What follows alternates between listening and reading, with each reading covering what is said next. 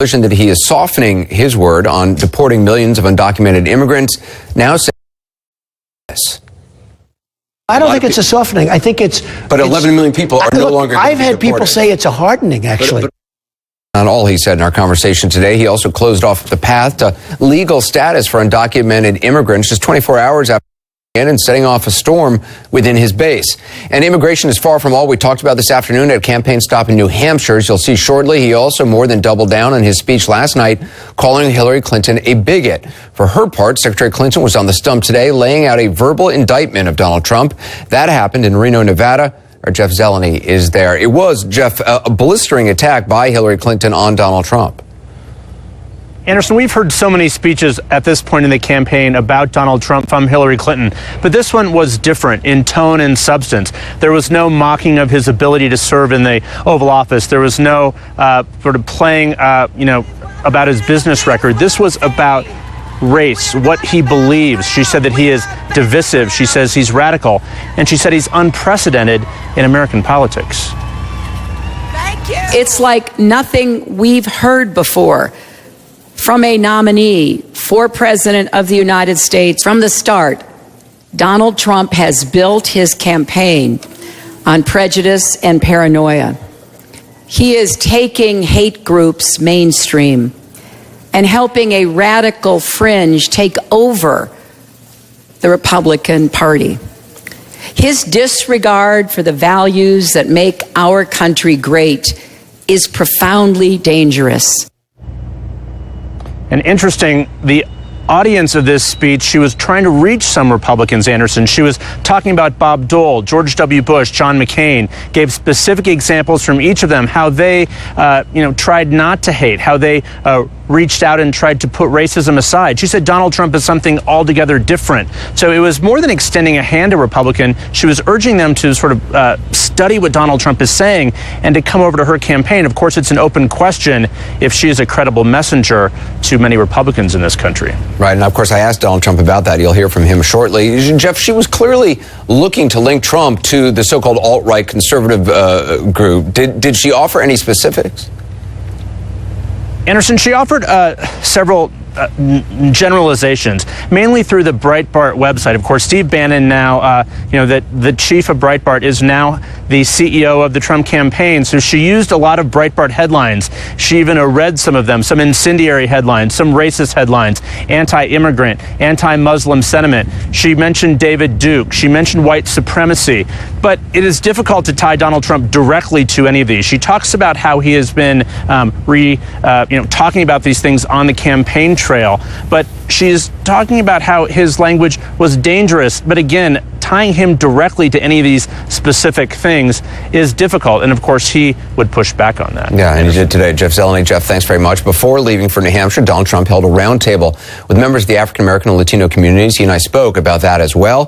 First, Phil Mattingly with more on the meeting itself. So what about this meeting continuing to try to renew focus on minority voters? What's the latest about it? Yeah, that's right, Anderson. It's one of a number of meetings we've seen over the last couple of weeks from Donald Trump on this issue specifically. Now, I spoke to a couple of the people who attended the meeting, fellows at the Republican Leadership Institute, and the reviews were all very positive. Said Donald Trump was very attentive, wanted to talk about their issues. Now, they're Republicans, and most of them are supporting Donald Trump. But what you're seeing right now is a very contained strategy by the campaign, and it's twofold, really, Anderson. It's not just trying to reach out to minority voters, trying to reach out to black or Hispanic voters, where Donald Trump's numbers are abysmal. There's also a second prong, perhaps a more important one. Donald Trump's trying to soften his image. In one poll in July, Anderson, 65% of people polled associated the word racist, at least slightly, with Donald Trump. And the bigger issue here in that softening, Donald Trump has a major problem with women voters, specifically white women voters. Hillary Clinton leading in the most recent polling on white women.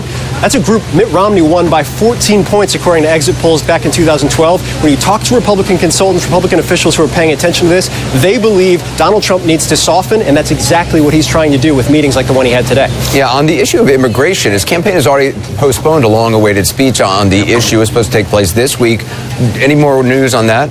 We heard that it might be next week. Then campaign advisors started to walk that back as well. What you're seeing with this speech, frankly, Anderson, is, you know well from your interview today, what we're seeing on the immigration issue specifically is there's a lot of wrestling internally about what Donald Trump's final policy is going to be. Look, there's going to be a wall. There's going to be key principles that Donald Trump has stuck to throughout the course of his campaign. But when you talk to advisors, they say Donald Trump is really wrestling with the complexity of this issue, specifically on the issue of deportations, as you noted, one that's he's really gone back and forth. He and his advisors have gone back and forth on repeatedly over the last couple days. So far, no answers on the specifics of that, and no answers on when that long-touted immigration speech is going to be. At least not yet, Anderson. Yeah, you'll hear more about that in just a second from Trump himself. Phil Mattingly, thanks. To that note, by the time I spoke with Donald Trump this afternoon, immigration hardliners were already erupting over what he said at the taping of a Fox News town hall that aired last night. It was essentially a 180 from what he's been saying on the campaign trail practically from day one. We have a law, right? You're supposed to come in legally. I would get people out, and I would have an expedited way of getting them back into the country so they can be legal. They're illegal immigrants.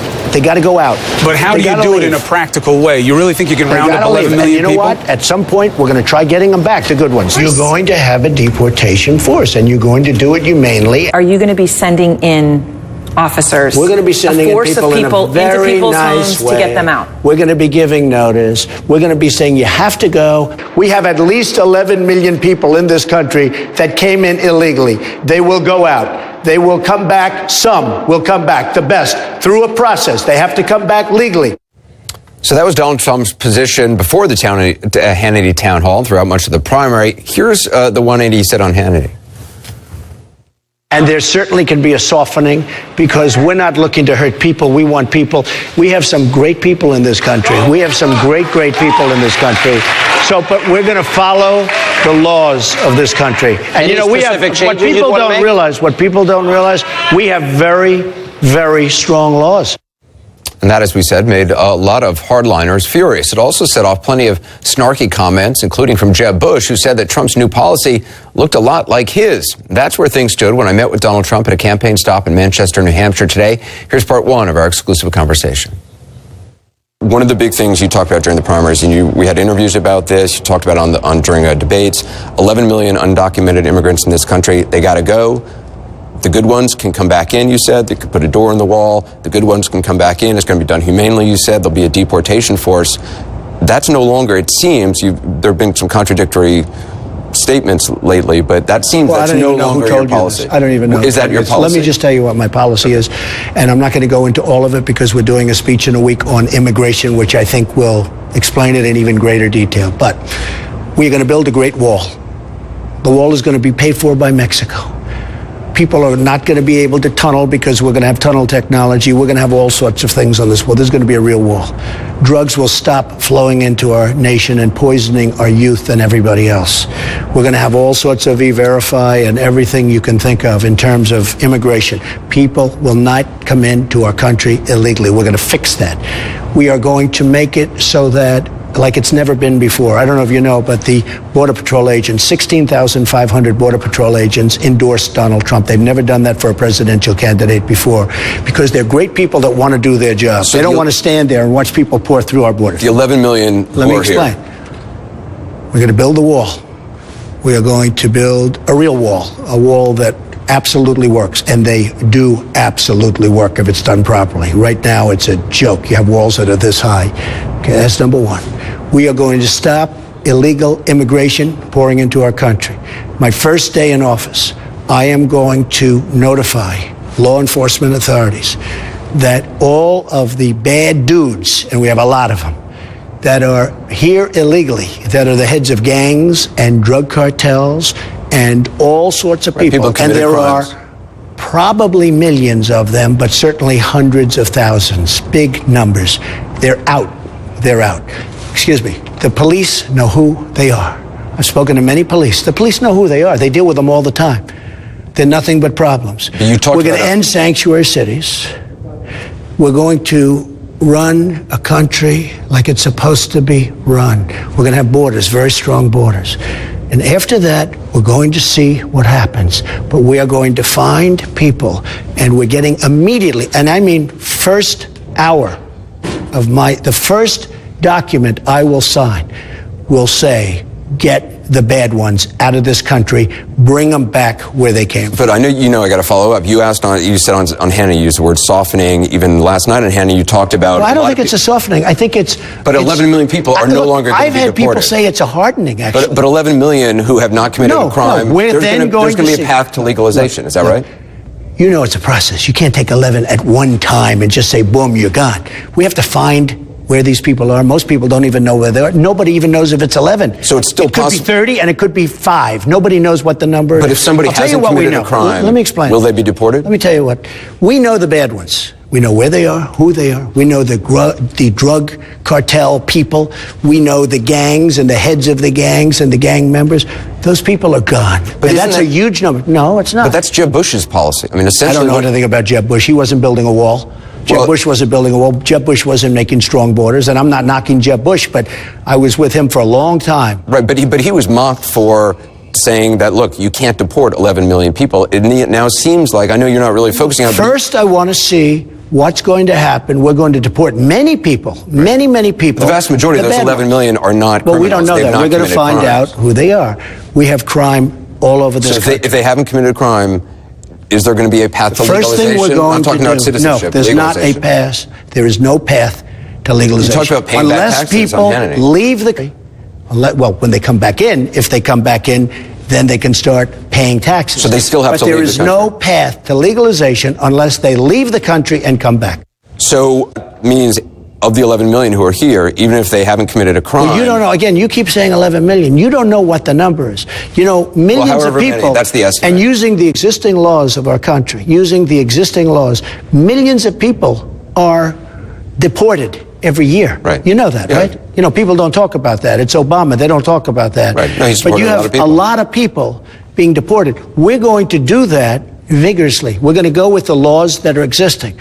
But we're going to have a very strong border, and we're not going to have people pouring back in. And when these people, the drug lords and all of these guys that are thrown out, they're not coming back into the country. So if you haven't committed a crime and you've been here for 15 years and you have a family here, you have a job here, will you be deported? We're going to see what happens once we strengthen up our border. We're going to have a strong border, as strong as any border there is anywhere in the world. We're going to have a real wall. We're going to have tremendous protection, both technological protection and everything else. And then we're going to see what happens. But there is a very good chance the answer could be yes, we're going to see what happens. Before I do anything, I want to get rid of the bad ones. And there are a lot of them. I want to get rid of all of the bad ones, and we're going to do that. That'll be the single first order I sign. We're going to stop. Right now I'm in New Hampshire. You saw the crowd. You saw the enthusiasm. I won the primary in New Hampshire. The people of New Hampshire asked me one favor. Please, Mr. Trump, stop the drugs from coming across the southern border. You have heroin that's pouring across the southern border and destroying the youth and other people in New Hampshire and every other state. We're going to stop all drug traffic. It's not going to happen anymore. We're going to stop it. We're going to have a strong border. We're going to have a tremendous wall. We're going to have a wall that Mexico pays for, which will be very easy because they are making a fortune with us. The wall is peanuts compared to the money that they make. We are going to have a border again. We are not going to allow drugs to come into this country and poison our youth. And then we're going to see what happens. But there's no legalization, there's no amnesty, and if somebody wants to go legalization route, what they'll do is they'll go, leave the country, hopefully come back in, and then we can talk. And one other thing, there are millions of people right now online trying to come into our country. It's very unfair to them, some of the rules, regulations, and policies that I've seen. These are millions of people that want to come into our country legally, and it would be very unfair to them. We'll have much more of our conversation with Donald Trump ahead. I asked him if he really thinks that Hillary Clinton is personally, as he said, a bigot. Reaction from the panel next on this immigration issue when we come back.